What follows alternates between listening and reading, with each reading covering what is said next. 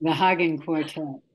It's the pinnacle of musicality, and they're coming to Albany featuring famous works by Haydn and Beethoven, well, and more.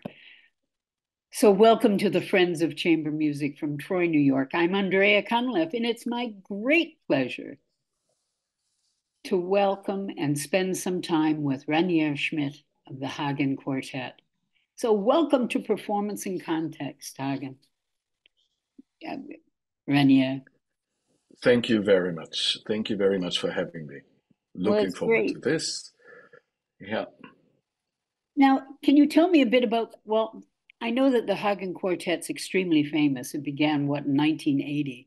Do you want to give me a little history about it? Perhaps that would be a good way to start. Um, of course, I can tell more my history, which started in 87. But the history, of course, which I understood over the years is they all started very early. And from very early age, maybe that is the more important point, is that they play together. And so originally, there were four siblings, and the oldest one, Angelica, she decided at a certain point to do something else with her life for whatever reason. So she became an ethnologist. And from very early on, they played together, not just rehearsing, but went to people's for the houses for the elderly and hospitals and this kind of thing. So very early on, also they had the experience of performing in public. Um, there, it was their father who was a musician himself, and but it is not the usual story where there is so much pressure involved. I think he just realized at a certain moment that the kids were more talented than usual. So, and from then on, he tried his best to support what they were doing on their respective instruments. Yes, because the original quartet was the four children. Yes, And yes, let's see, Lucas is the lead violinist, yes. yes, yeah, And Veronica played the viola, plays the viola. yes, And Clements is the cellist. yes, the youngest. And they've been playing together since, well, since childhood. One can say since 50 years, 50 plus years. Oh my Yeah, goodness.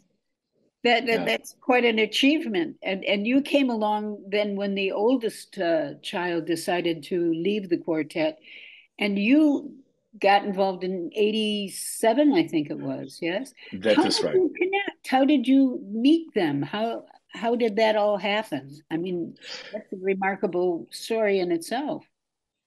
Um, and there is something funny and peculiar to that story. I was in 86 visiting Vienna as a student in Hanover in northern Germany. It was time for me to move on and go to another place and try out another teacher. So I was there in Vienna looking for teachers, listening to lessons.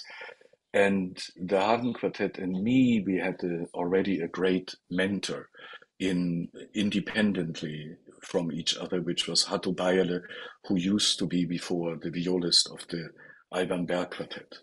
Mm. So I stayed in his house, and the Hagen Quartet stayed in his house, and we had dinner together. And that was basically all enough reason for them that when half a year later or 8 months later, when Annette Bick decided to quit, there was one lady, Annette Bick, between the older sister Angelica and me. So for 6 years, it was Annette Bick playing the second violin. So when she quit the quartet or decided to quit, then the Hagen Quartet apparently right away thought of me and they would like to try me out just because they felt personally that it would work out well. And they must heard something about me so that they didn't think something random, but they thought it could work out very well with me But you as a had new member.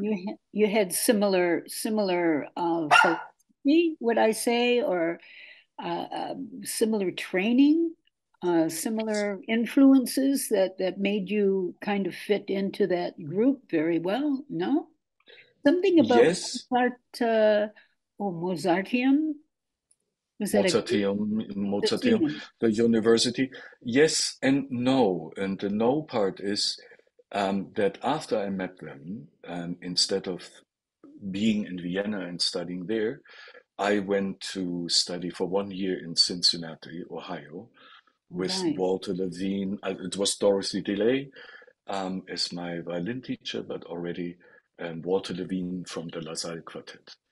And I like to say there was a life before and after meeting Walter Levine. He had an incredibly strong influence on, I would say, most, if not all, who met him. And so I believe that there was few things I learned from Walter Levine, which were interesting, new, and challenging to the quartet. And so I think from the beginning they liked the fact that I could contribute something which they were all very interested in, and it worked out very well. Obviously, I had to learn very much how to play the second violin with them, but at the same time, they liked that I could contribute something of myself. I know that the influence of Levine was very strong. He was in New York and started his quartet when in the 50s, wasn't it? Something like Yeah, that. late 40s, even the Late late 40s, 40s. Yeah, yeah. yeah, And he had a huge influence on, as you say, many musicians. yeah. And you said that he helped you helped you to develop sort of your own way of there was before and after. What exact can you explain what it was, or is it just a feeling or an emotion? What made the Mm, what made the impact on you? there was this incredible discipline to ask questions, not to just do something, but almost like corroborate what you're doing. Ask always the question, why am I doing what I'm doing? What is it exactly what is written in the text? So there was no, um, is that a word one can understand, wishy-washiness about the approach to music?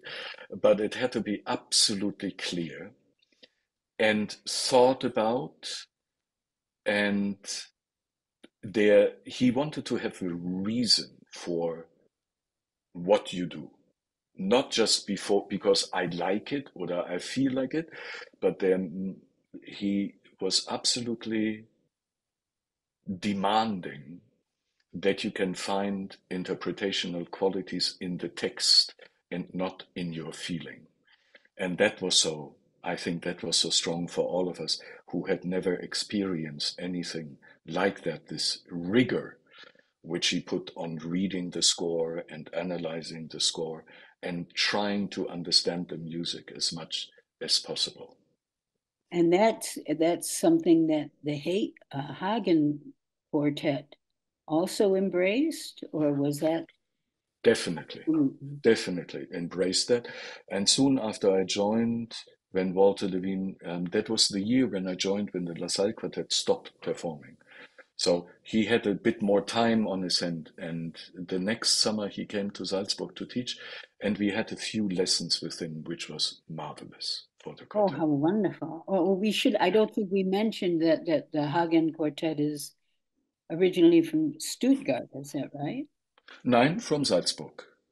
Oh, it's right, Salzburg. Sorry. Salzburg and Austria. Yes, they are very Salzburgian. All were born there and live there, and yeah. And you are originally I'm originally from northern Germany, okay. but I was only 22 when I moved to Salzburg, so. Yeah, Right. long time Okay. ago. And then you also moved to New York, or you were somehow No, enrolled? No. no, I never. I lived for a few years in Spain, and now for many years I live in with my family in Basel in Switzerland. But I never lived in New York. No. So when did you start music as a career? When did you become interested in music? Did you come from a musical family? I I think I must say that also my personal career um, is not at all usual. Um, I think since I was a small boy, maybe 6, 7 years old, I loved classical music, which is maybe already a little bit unusual. That so early I liked it, but until I was pretty, I would say 15, 16, I was really into sports and I played violin, but never thought about doing that professionally. My parents both were not professional musicians, but um, music lovers who took me also to concerts and this kind of thing. And on Sundays, the LPs would play, and almost, I think, always with classical music. So for me, I know it is a question which comes later also in your catalog, but maybe I can see it already. Um, I was lucky enough to advance pretty far in the German national youth competition when I was 15. And that gave me the chance to join the German National Youth Orchestra. And there were people like Christian Tetzlaff and Gustav Rivinius, so Tabea Zimmermann. So really wonderful people who spent all night reading string quartets, string quintets, and sextets, and clarinet quintets, and all night long. And they were all incredibly fantastic at it. And I was listening and listening and listening, and I thought, damn it, almost, this is what I would love to do. But Hmm. I needed to start practice. So then that is when I was about 15 or 16 when I started to really take it serious because this string quartet repertoire, that is what I thought, wow, to spend a life with. But honestly speaking, I didn't think of myself that highly that I gave myself a realistic chance to do what I'm doing now. So I feel very lucky and grateful that it Oh, turned that's out how it interesting. turned out. Did you play only the violin, or did you experiment with other instruments before you settled on the violin? Only. Ye- Only the violin. Of course, I had my piano lessons since I was 14, 15, and I was very lazy. Unfortunately, that is one thing I really regret because I had actually a wonderful teacher who taught me a lot about theory, and I learned a lot from those piano lessons. Yeah. That's funny. There's a question I have a little lower down on my list of questions about what would you give your advice to yourself when you were a young musician? What would that Mhm. advice be? I think you kind of touched on it, didn't it? Yes, yes. Discipline or Take the piano lesson seriously. Yeah. oh, okay. So that's really interesting. So you've got this family, three members of the family and yourself. Um, I sort of wonder what that's like because a family would live together, play together, work together. I don't know if I Mm. could do that with my family, to be honest with you. What's that like? Have you become like a member of the family, or what's I that would like think for you? I would think so. So there are different aspects to this question. From the beginning, I felt that Papa and Mama Hagen, the parents, really welcomed me into the family, Oh, and particularly with the mother. She's still alive, but now very old. I had a very heartfelt relationship with her, I think. And she was, I think she instinctively felt that it must be not the easiest task to play with three siblings because, of course, they are bond together differently than when you come from outside. But on the other hand, I must say they never let me feel that. And um, I, you see, when I go to rehearsal tomorrow, I don't necessarily think at all about that they are two brothers and a sister, but and also they are very different from each other. So we are just four members of the same quartet who will try tomorrow in the concerts to make the best out of what we can. Do So the personality? Yeah, sorry. no, I just wanted to say the family is not a big factor in our daily life at all. So, as in any organization, group, or quartet, whatever, personalities do have an influence on how the music is interpreted, how you all play together. Is there Yes. something maybe magical or exceptional in the group that you're with?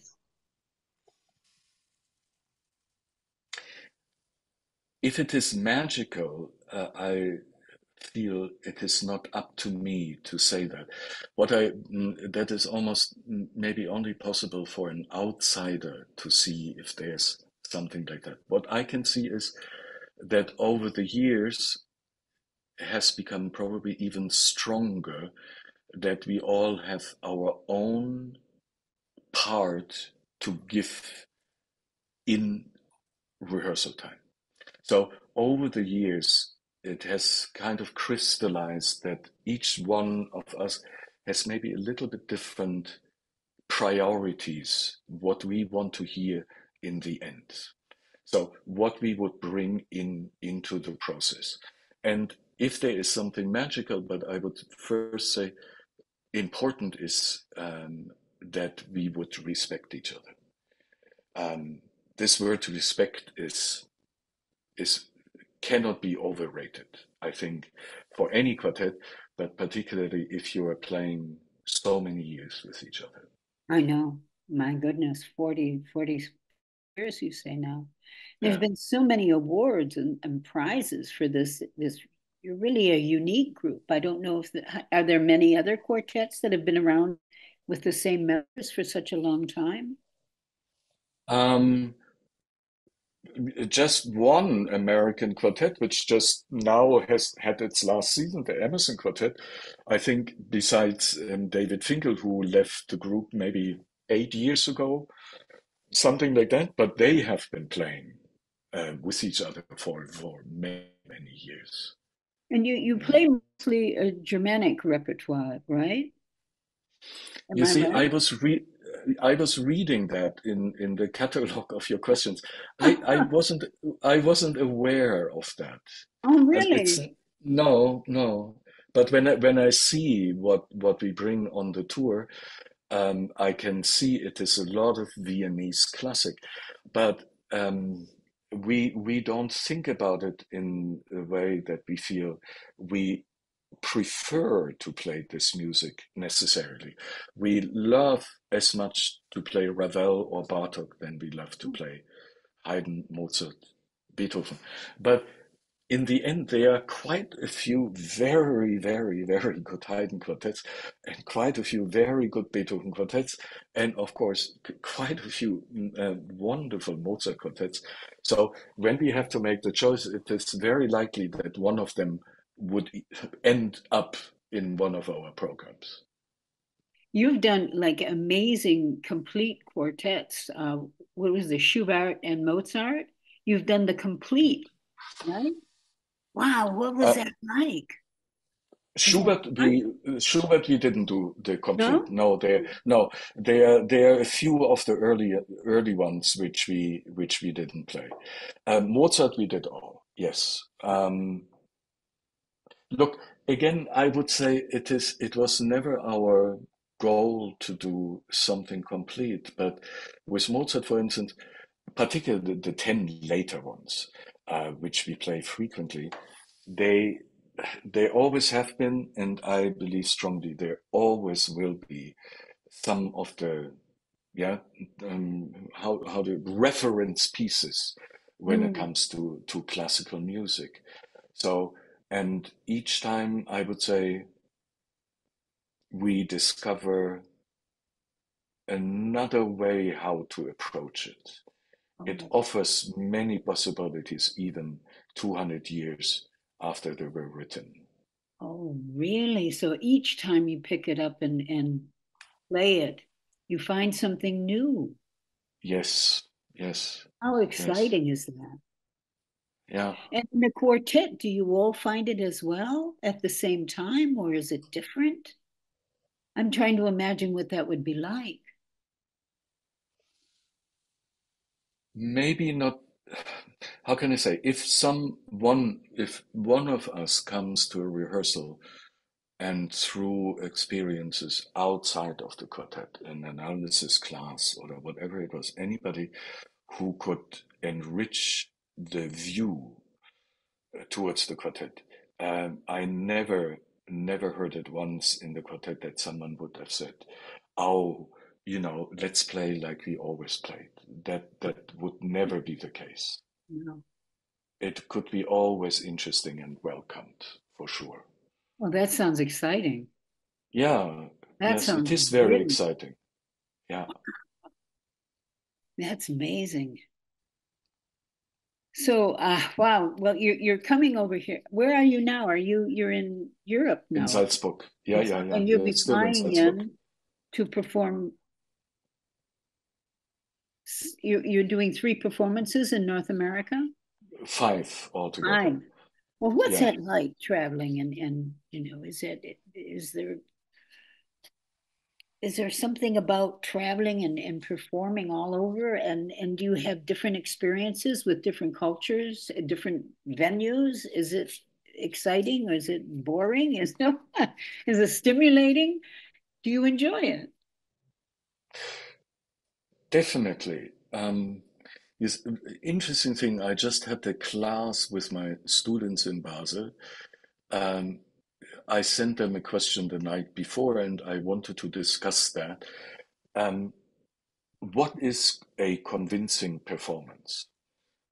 I asked them. And starting with that, I'm sure they all had gone to a concert. And when the concert was over, they felt, boy, today was convincing. So I wanted to dig a little bit deeper and find out what it is when a performance is convincing. But then I have two American students, and one of them said right away, but look, something which is convincing in Europe might not be convincing in the States and vice versa. And of course, you can also say something which is convincing in Germany might not be convincing in Italy and vice versa, because we have a still slightly different history. Mm, to use a stereotype, the Italians is pretty much going towards opera historically. And so, you know, certainly fascinating, interesting to meet different audiences. American audiences are, again, that's a generalization because it depends very much where you play in the States, are different from Japanese audiences. But honestly, just the aspect of traveling, and I think the four of us feel that particularly after COVID, when we didn't play for many months, also meaning we didn't travel for many months. So the traveling gets more and more exhausting. We don't become younger. So traveling is not the favorite part of the string quartet life, I would say. I can imagine. Well, tell me, would you say that there was one of a really spectacular experience you had, or something that really influenced you, or some amazing thing that happened when you were performing and touring, something Mm. that really stuck with you and made a difference? You see, I was thinking about the question. I read this question and uh, I decided I would still talk. It wasn't a performance. I decided I would say it was not about a performance, But for instance, having one, it was the public masterclass with Nicolas Arnoncourt, which, if that weren't a word which is maybe used too often, but it was kind of life-changing, the Hmm. class with Arnoncourt on a Mozart quartet. And also, I would say our lessons with Jerzy Kurtak, the composer, the Hungarian composer, on Bartók and in Beethoven, that was something where it left us speechless, and it gave us an insight into what a genius can see in music, which was just forever being grateful for having had this experience. Now I want the experience. That would be lovely. What was it about? That Was this his interpretation or his enthusiasm? What was it? he would sit down at the piano and play the Bartok or the Beethoven quartet to us, and it was like, yes, gosh, why can we not play like that? Why, what is it which makes everything come together that it felt like, of course, this is how it has to be. This is how it has to sound. Everything from the timing to the understanding of harmony, of rhythm, of the language. We can use all the parameters which we use to describe music, they all came together. And then also when he was teaching us, it just made so much sense. And those were pieces which we had played for a long time, and we thought it is not too bad what we are doing. But all of a sudden, we realized there is a different level of understanding this kind of music. And that's what I call magical moments. Yeah. Yes, yeah. Right. Hmm. So what other parts of your life contribute to your creation and your music? Do you have other things that you do that maybe accessorize your life a bit or change the way, your philosophy on how you live your life? Because music can be so all encompassing, is it? Yes, yes. Yes, there is so much in music which reflects life, and so much in life is reflects in music, that this can be already enough for 3 lifetimes. That is for sure. I want to give you an example. What I have been doing with students. I said, you can imagine a painting with 5 young ladies, and then you realize, oh, they don't have too many clothes on, but without at all wanting to be erotic or over sensual. And just imagine the colors, imagine the composition of them. And so I let them imagine for 15, 30 seconds. And then I show them this famous painting by Picasso, the Madames of d'Avignon. Mm. And so I'm saying, if you look at this kind of painting, it might really broaden the way you see things. Because Picasso saw the same things, or Van Gogh saw the same things as we do. Van Gogh also saw a wheat field with some birdies on top, and a blue sky on above it. But then what he comes up with is, in a painting, is something I could have never imagined. So this is what great art can do. So, but at the same time, I also say to my students, and I hold that very dear and true, is if you have an open heart and open mind, I think you can learn almost anything from anywhere. You see, you meet one person, and this one person might be able to change your life. If you have this open heart and open mind, then you can go to a museum and really learn something from visual arts. And sorry about this. But if you don't have an open heart, then running into a museum and looking at paintings of the great masters, I don't think it's doing anything. But once we do, then anything which can enrichen, enrich the way we perceive what is going on around us, then it is wonderful and all will reflect in the music which we are playing. Wow, that's pretty powerful. You have students, so you can see what the future of classical music is. Is it strong? Yeah. Is it going forward? Does it have a purpose in our fast-paced technical lives now? How can we Mm. keep generating interest in classical music and showing its value? Mm. By performing. By performing and teaching them that it is not just a bunch of sounds, of course, and noises which get into our ears, and then the impulses, the nerves in our inner ear send impulses into our brain, and in our brain it is translated into meaning.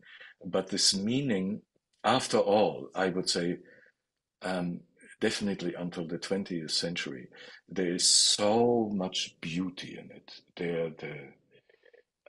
Even if the composer started to manipulate us in a certain way, which I would say about the romantic composers.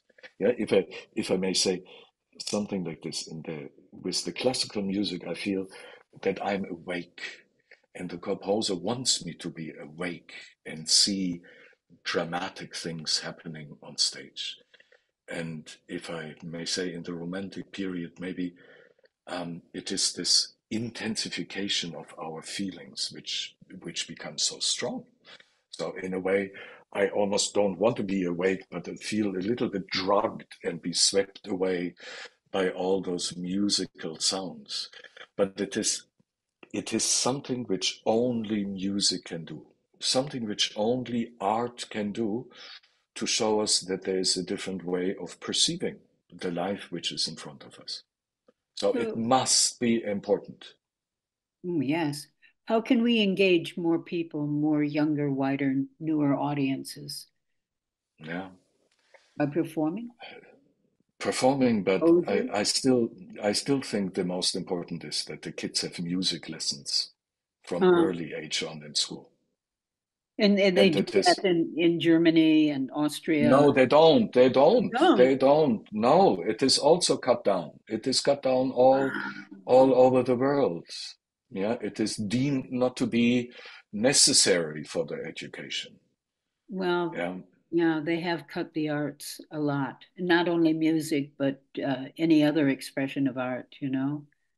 Yes. Oh, true. Yes. Okay. So, okay, so what advice would you give to a young musician who's picked up a violin or a cello we can't really pick up a Mm, piano anymore, but I suppose you could. But I mean, picks up an mm. instrument and says, I wonder if I could make a career out of this. What advice would you give them?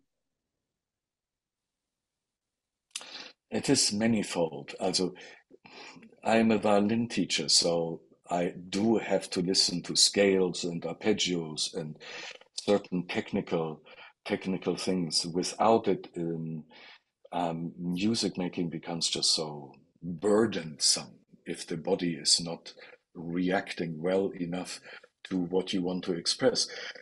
But maybe maybe the most important, what I realized lately again, is that everything must have a purpose. Don't play just around, but everything we do with the music we play has a purpose, and the purpose is to evoke associations in the listener. Yeah, and those associations, that is what we understand from music, because basically music is meaningless. It is sounds, and it is black dots on white paper which the composer writes. So only we can translate that into meaning. So don't forget that there is a meaning behind, and that needs to come through. Amazing. Well, the Hagen Quartet is playing at the Masry Center for the Arts in Albany on March the 2nd. You have a program. Is there a particular outlook you have regarding the program that you'll be playing for us on the 2nd? March? As I mentioned before, and maybe once again, we are doing that. Also, I'm doing that almost with the three Hagen family members since almost 40 years, Mm. and the others have been playing even longer. Um, we like to do now, and we can afford to do what is really closest to our heart. Mm. And that definitely, I can say that all those pieces, which all every one of the pieces we're going to perform is an incredible masterpiece, which you can spend three lives on doing. Um, and so that I would say is the outlook for us, that we chose pieces which are very important to us. Okay, that sounds wonderful. I'm looking forward to that. The other question I wanted to ask is, I think, do you experiment with or work with new composers or new compositions and feel that that benefits you somehow? Are there particular composers today that you have been listening to or respecting or wanting to play? Um, we have done that, this kind of thing, that we commissioned pieces and played first performances of quite a few. That has been, it has become less and less, I must say. And there is no particular reason, but uh, one of the reasons I would say is really, I feel, from teaching so many of the young quartets, much of the music which is written these days is so much easier for them to learn and to be able to perform than it was for my generation. I really feel that strongly. Why Also, is that? their education. I think that our look, I was a student in the middle and the late 80s, or Mhm. early, early middle 80s. I still feel that our education was much more conservative when it came to modern music Mhm. than what many of the younger students now can have. And so you put a piece of new music in front of them, and I have the feeling they are learning much faster than we did in our generation. Of course, with the exceptions of the Aditi Quartet or the Kronos Quartet, and they were always the Ensemble Moderne in Europe, and of course figures like Pierre Boulez and the Ensemble Entre Contemporains, which always championed modern music. But I almost feel this is now for the younger generation to do what we did 30, 20 years ago. Oh, amazing. Well, that's great. We're going to see you on March the 2nd. I just wonder what the future beyond March the 2nd is for the Hagen Quartet. You After, have yeah, a lot more to do. Are you recording more? You have over 50 recordings, I think, right? yeah, yeah, yeah. So will you be traveling again further afield than North America? Sure, sure, sure. We have another America tour coming in 2025, then it will be on the West Coast. So we will do that as long as we play quartet. Of course, we will travel. Yeah. Oh, great. I wish you all the luck in your travels. Have very good journeys. I thank you so very, very much, Renier, It was a great for pleasure. Thank you very much spending for this having time me. with us. Thank you. See you on Saturday.